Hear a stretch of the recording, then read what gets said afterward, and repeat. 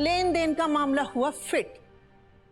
हमारा आप पर कोई एहसान नहीं है, तो अब मान जाइए ना।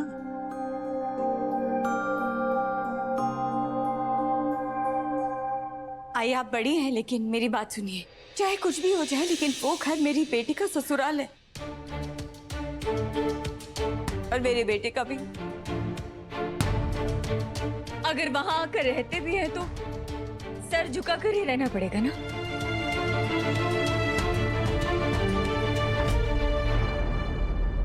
अरे क्यों? बेटी दी है तो सर उठा के रहिए ना।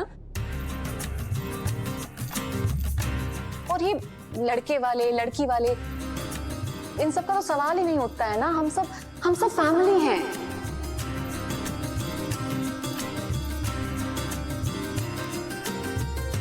हाँ, रिद्धि बिल्कुल ठीक कह रही है।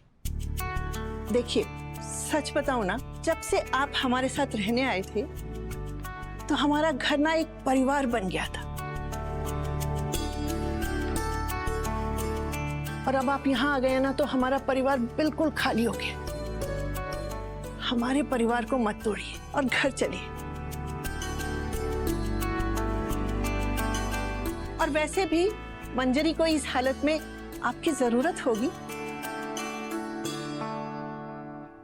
अब बस, मैं कुछ नहीं सुनूंगी। आई बाबा, आपको आना ही होगा। चलिए घर।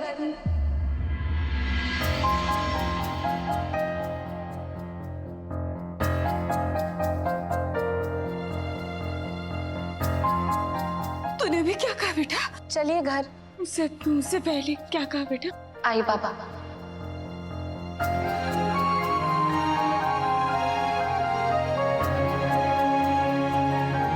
अब दिल से मम्मी पापा मानती हूँ तो आई बाबा क्यों नहीं कहूंगी? रिश्ते से फील तो उसी में बुलाने में है ना, जो दिल से निकले।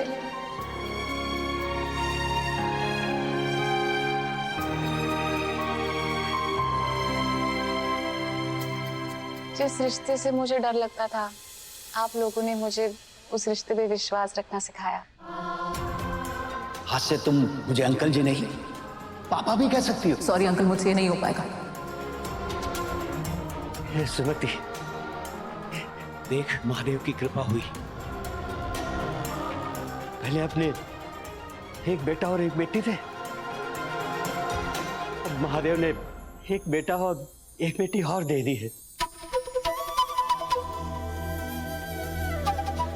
तो आज से आप दोनों मेरे भी आई बाबा हो।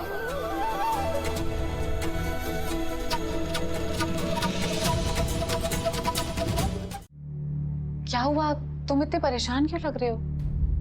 रिद्धि, तुमने आई बाबा को ये क्यों बोला कि ये परमानेंट सॉल्यूशन है? तुम खुद जानती हो कि परमानेंट सॉल्यूशन नहीं है। अरे हमारी कॉन्ट्रैक्ट मैरिज 6 महीने की, 6 महीने में सब कुछ खत्म हो जाएगा। उसके बाद तुम अपने रास्ते, मैं अपने रास्ते, सब कुछ खत्म हो जाएगा। मुझे ये समझ नहीं आ रहा कि आई बाबा यहाँ पर कैसे रुकेंगे। रिश्ता नहीं टूटेगा। कैसे नहीं टूटेगा? मैंने कहा ना, नहीं टूटेगा। ऑब्वियसली टूटेगा रिद्धि।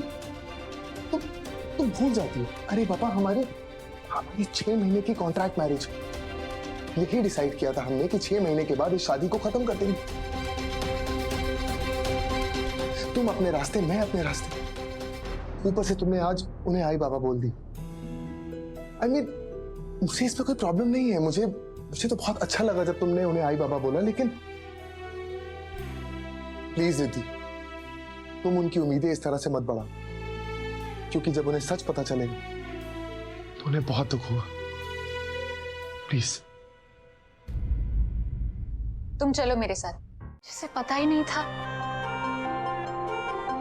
ये रिश्ते कितने खास होते हैं। तुमने गोली खाई थी ना मेरे लिए। कौन किसी के लिए गोली खाता है? जब मैं तुमसे मिली थी ना मैं प्यार में बिलीव करती थी, ना शादी में। लेकिन तुमने मुझे बदल दिया। हाँ, बदल गई हूं मैं। हो गया मुझे तुमसे प्यार।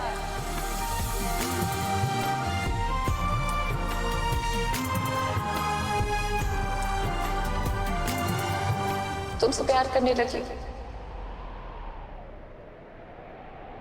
सब तुम्हारी वजह से, ये सब तुम्हारी वजह से, सब तुम्हारी वजह से, तुम्हारी वजह से। करवा दिया तुमने मुझे खुद से प्यार। अब तो हो गया, तो अब क्या करूं?